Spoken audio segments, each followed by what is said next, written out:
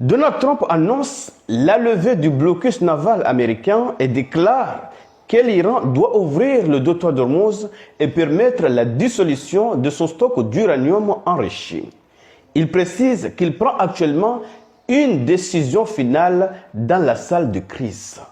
Mais là, il y a quelque chose qui ne coule pas. Premièrement, il est inhabituel et étrange que Donald Trump ait levé le blocus avant même qu'un protocole d'accord n'ait été signé par les deux parties. Alors, s'agit-il d'une concession ou d'une démonstration de bonne volonté, ou bien Donald Trump est aux abois pour une raison quelconque? Il faut se poser ces questions. Maintenant, quelle sera la prochaine étape? L'Iran va-t-il ouvrir le détroit d'Ormuz? Pour l'instant, je ne crois pas. Pourquoi? Donald Trump, dans sa déclaration, il a déclaré ceci. Il a déclaré qu'aucune somme d'argent ne sera échangée et que 2 points mineurs ont été convenus. Pourquoi je dis ça? Parce que l'Iran a posé des conditions qu'il qualifie de lignes rouges. Et si ces 2 conditions ne sont pas satisfaites, alors l'Iran ne va pas ouvrir le détroit d'Ormuz. Quelles sont ces 2 conditions? Premièrement, le déblocage des avoirs iraniens. Une partie, il s'agit de 12 milliards de dollars. Ces 12 milliards de dollars est une partie des avoirs iraniens gelés à l'étranger. C'est son propre argent, bien sûr. Deuxièmement, le cessez-le-feu un peu partout, y compris au Liban. Et c'est là où le problème, c'est là où il y a le problème. Parce que Israël n'a pas l'intention de cesser le feu au Liban. C'est de cela qu'il s'agit. Alors même que je vous parle, Israël intensifie les frappes au Liban. Peut-être pour 2 choses.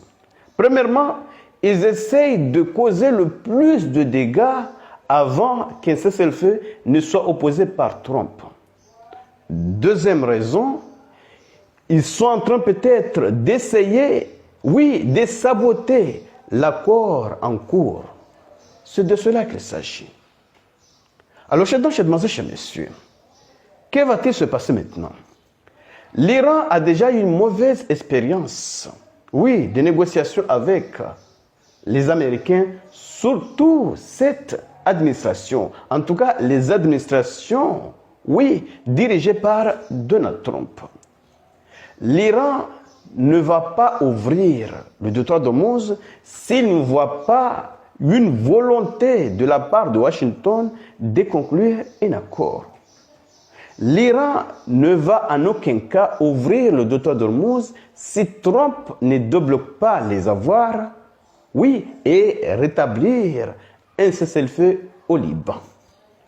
Pas le soi-disant cessez-le-feu qu'Israël a l'habitude de faire, oui, ce genre de cessez-le-feu où la partie adverse n'a pas le droit, oui, de riposter, mais que eux, ils ont le droit de viser toujours leurs adversaires. Ce n'est pas ce genre de cessez-le-feu qu'il est question aujourd'hui. Et ça sera extrêmement difficile pour Israël d'accepter une telle proposition. C'est de cela qu'il s'agit. Parce qu'Israël a besoin des États-Unis pour l'aider, oui, à vaincre des adversaires comme l'Iran. Mais s'il s'agit du Liban, là, Israël peut se permettre de dire « Si vous ne venez pas, je vais seul ». Alors qu'Israël le sait que si il intensifie ses attaques au Liban, l'Iran risque d'entrer en jeu. Et cela va faire dérailler tout le processus d'accord. C'est de cela qu'il s'agit. Alors, chers demoiselles, chers messieurs, partagez cette vidéo maximum pour faire en sorte que ceux qui ne sont pas encore abonnés puissent également bénéficier de ces informations. Parce que nous entrons dans la phase la plus importante. Quelles sont les phases les plus importantes? C'est la levée du blocus américain. Ça, c'est pour la première phase. Le déblocage des avoirs iraniens, une partie des avoirs iraniens, il s'agit de 12 milliards de dollars, que Trump ne veut pas débloquer. Et enfin, le cessez-le-feu au Liban. Si ces 3 conditions ne sont pas réunies, alors l'Iran ne va pas accepter d'ouvrir le détroit d'Ormuz. Oui, parce que Donald Trump peut dire à l'Iran, nous allons débloquer vos avoirs, nous allons rétablir un cessez-le-feu au Liban. Et ensuite, nous allons lever le blocus. Ils peuvent commencer par lever le blocus naval. Et l'Iran va commencer peut-être par ouvrir le détroit d'Ormuz. Et une centaine de pétroliers vont traverser le détroit d'Ormuz. Et le pétrole va baisser. Le prix du pétrole va baisser. Et si Donald Trump retourne au troisième jour, par exemple, pour dire non, l'Iran a violé l'accord de cessez-le-feu, nous allons réimposer notre blocus naval et aussi nous allons rompre l'accord de cessez-le-feu au Liban. C'est l'Iran qui sera le perdant. Oui, parce que si l'Iran décide de laisser une centaine de bateaux traverser le détroit d'Ormuz, oui, cela va apaiser les tensions sur les marchés. Et cela donnera encore plus de temps à Donald Trump pour jouer quelques manœuvres. C'est de cela qu'il s'agit. Parce que Donald Trump est pressé à signer un accord. Pourquoi? Parce que les bateaux qui sont derrière le détroit d'Ormuz, qui devraient normalement traverser ce détroit pour apaiser le marché énergétique, font pression à Trump. Les marchés font pression à Trump. C'est de cela qu'il s'agit. Ce n'est pas parce que Donald Trump n'a pas atteint aucun de ses objectifs en Iran. Non. C'est le détroit d'Ormuz.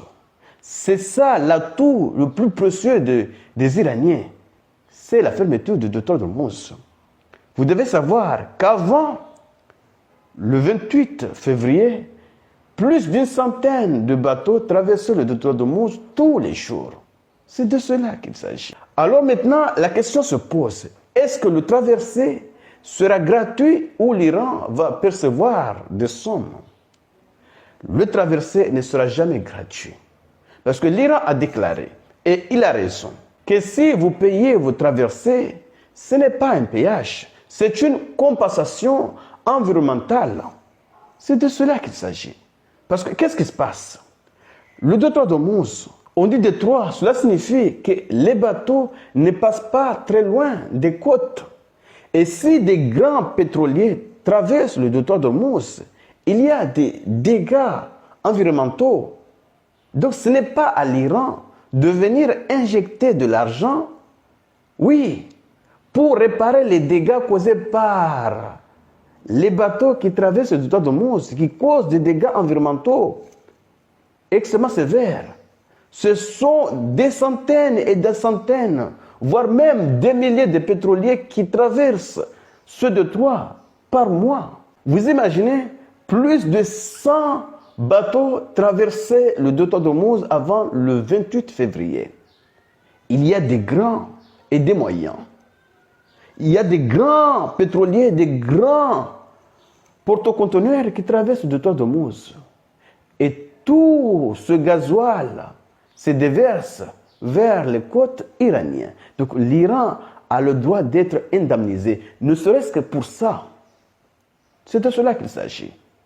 Et là, ça sera vraiment une défaite stratégique pour les États-Unis. Parce que même si l'Iran perçoit ne serait-ce que 1000 euros par traversée, c'est un échec.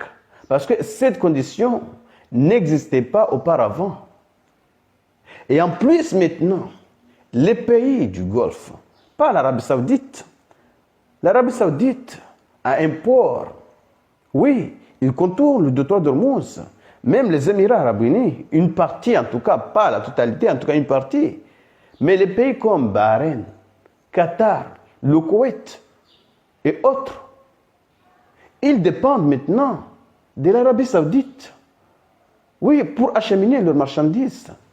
Donc, ils souffrent, leurs économies souffrent. C'est de cela qu'il s'agit. Donc ce sont ces mêmes pays qui font pression à Trump pour conclure un accord. Il n'y a que les Émirats Arabes Unis qui s'entêtent, mais les autres ont déjà compris. Alors je demande chez monsieur, partagez et surtout, restez connectés pour la suite des événements. Merci.